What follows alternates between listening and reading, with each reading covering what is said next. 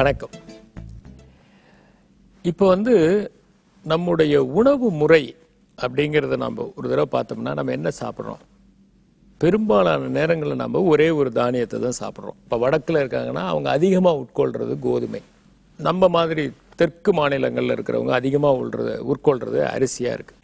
இப்போ திடீர்னு ஒரு விழிப்புணர்வு மக்கள் மத்தியில் ஏற்பட்டிருக்கு. என்னென்னா இந்த அரிசியவே தொடர்ந்து சாப்பிட்றதுக்கு பதிலாக நாம் இந்த சிறுதானியங்கள்லாம் சாப்பிட்ணும் அப்படிங்கிற ஒரு எண்ணம்.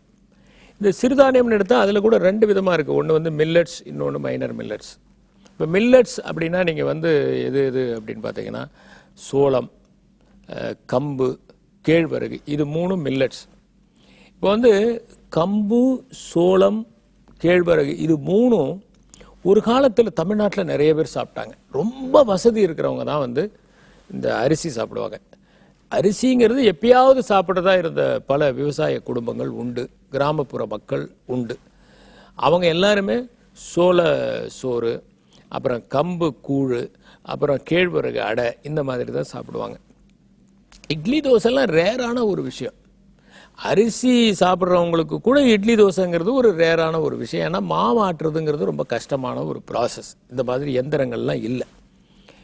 இப்போ இந்த கம்பு, கேழ்வரகு, அப்புறம் சோளம், இது மூணும் யார் அதிகமாக சாப்பிட்றாங்க அப்படின்னு பார்த்தீங்கன்னா இன்னைக்கு ரொம்ப வசதியாக இருக்கவங்க தான் சாப்பிட்றாங்க. ஒரு காலத்தில் வசதியே இல்லாதவங்க சாப்பிட்ட இந்த சிறுதானியங்களை இன்னைக்கு பெரிய பெரிய பணக்காரங்க சாப்பிட்றாங்க. காரணம் என்னென்னா இது உடம்புக்கு நல்லது, அவங்களுக்கு சுகர் ப்ராப்ளம் இருக்குது, கொலஸ்ட்ரால் ப்ராப்ளம் இருக்குது, இது நல்லது அப்படிங்கிறதுக்காக இதை சாப்பிட்றாங்க. இப்போ சாமானிய மக்கள் இதெல்லாம் சாப்பிட்றதே இல்லை. மிக மிக சாதாரண நிலையில் ஒரு காலத்தில் பார்த்தீங்கன்னா சுகர் அப்படிங்கிறது பெரிய பணக்காரங்களுக்கு வர வியாதியாக இருந்து இப்போ யாருக்கு வேணா வரலாங்கிற நிலைமை ஏற்பட்டதுக்கு இந்த உணவு முறையும் ஒரு காரணம். மைனர் மில்லட்ஸ் அப்படிங்கிறது தான் அந்த காலத்தில் நிறைய பேர் சாப்பிட்டாங்க. கிராமப்புறங்களில் நம்மளுடைய இலக்கியங்கள்லாம் படிச்சிங்கன்னா தேனும் திரைமாவும் அப்படின்னு குற்றால குறவஞ்சிலாம் வரும். திரைங்கிறது ஒரு மைனர் மில்லட், சிறுதானியம். அதே மாதிரி குதிரவாளிங்கிறது ஒன்று, வரகு, சாமை, பனிவரகு, இதெல்லாமே மைனர் மில்லட்ஸ். இப்போ இதெல்லாம் எப்படி சாப்பிட்றது? ஒரு காலத்தில் இது எல்லாத்தையுமே பார்த்தீங்கன்னா ஒரு கூழ் மாதிரியோ அல்லது களி மாதிரியோ தான் சாப்பிட்டாங்க. இப்போ கேழ்வரகுன்னு எடுத்துட்டிங்கன்னா கேழ்வரகுல களி செய்வாங்க, கூழ் செய்வாங்க. அது சூடாக இருக்கும்போது நல்ல குழம்பு போட்டு மொச்சக்கொட்டை குழம்பு மாதிரி போட்டு சாப்பிடுவாங்க. அதே சாயந்தரமாக அதை தண்ணியில் ஊற்றி வச்சுருவாங்க. அடுத்த நாள் அதை கரைச்சி அதில் தயிர் கலந்து சாப்பிடுவாங்க. இது ஜென்ரல் ப்ராக்டிஸ். இன்னைக்கு என்னன்னா இது பல்வேறு விதமான நவீன பொருள்கள்லையும் சந்தைக்கு வந்துருச்சு. இப்போ ஒரு உதாரணத்துக்கு நீங்கள் கேழ்வரகுல உப்புமா செய்யலாம். கேழ்வரகு சேமியா வந்துருச்சு. கேழ்வரகுல இப்போ கர்நாடகா மாதிரி இடங்கள்லாம் நிறைய பிஸ்கட் செய்கிறாங்க. இந்த நம்ம சாப்பிட்ற பிஸ்கட்ஸே கேழ்வரகுல செய்கிறாங்க. இது மாதிரியான நவீன பொருட்கள். சாமையில் ஒருத்தர் இட்லி செய்கிறார். இப்போ நிறைய இடங்களில் கோயம்புத்தூரில் அந்த டிஎன்ஏயு வைஸ் சான்சலர் சொன்னார், இங்கே மட்டும் 12 ரெஸ்டாரண்ட்ஸ் இந்த மைனர் மில்லட்ஸில் உணவு தயாரிக்கிற ரெஸ்டாரண்ட்ஸாக இருக்குன்னு. அது கல்லூரிக்கு ஒரு கல்லூரியினுடைய ஒரு வாசலில் ஒரு ரெஸ்டாரண்ட், இன்னொரு வாசலில் ஒரு ரெஸ்டாரண்ட். அங்கே போனீங்கன்னா சாமையில் உப்புமா, சாமையில் இட்லி, அப்புறம் பார்த்தீங்கன்னா திணையில் தோசை, இது மாதிரி விற்கிறாங்க. அது நிறைய பேர் சாப்பிட்றாங்க அப்படின்னு சொல்லி. இப்போ இந்த மைனர் மில்லட்ஸினுடைய முக்கியத்துவம் என்னன்னா நம்மளுடைய வெரைட்டிஸ். இப்போ ஒரு தானியம் சாப்பிட்டோம்னா அதில் ஒரு குறிப்பிட்ட சத்து தான் கிடைக்கும். அந்த ஒரு குறிப்பிட்ட சத்து கிடைக்கும் போதே ஒரு குறிப்பிட்ட சத்து கிடைக்காம போகுது. ஆனால் இந்த மாதிரி தானியங்கள், பலவிதமான தானியங்களை நம்ம சாப்பிடும்போது என்ன ஆகுதுன்னா ஒன்றில் விட்டமின் ஏ அதிகமாக இருக்கலாம், ஒன்றில் விட்டமின் பி அதிகமாக இருக்கலாம், ஒன்றில் அயன் அதிகமாக இருக்கலாம், ஒன்றில் புரோட்டீன் அதிகமாக இருக்கலாம்.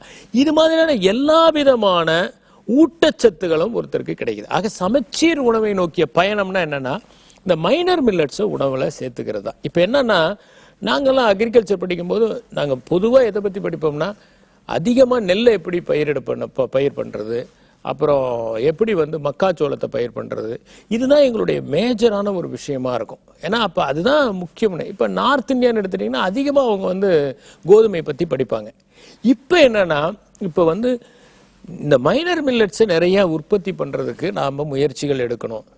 அதுக்காக என்ன பண்ணுறாங்கன்னா யூனிவர்சிட்டியிலேயே இந்த அக்ரிகல்ச்சர் ஆஃபீஸர்ஸ்க்கெலாம் கோச்சிங் கொடுக்குறாங்க. இந்த மாதிரி மைனர் மில்லட்ஸினுடைய உற்பத்தியை நீங்கள் அதிகப்படுத்தணும் அப்படின்னு சொல்லி. இப்போ வந்து இதெல்லாம் ரொம்ப காஸ்ட்லியான ஒன்றா ஆயிட்டு இருக்கு.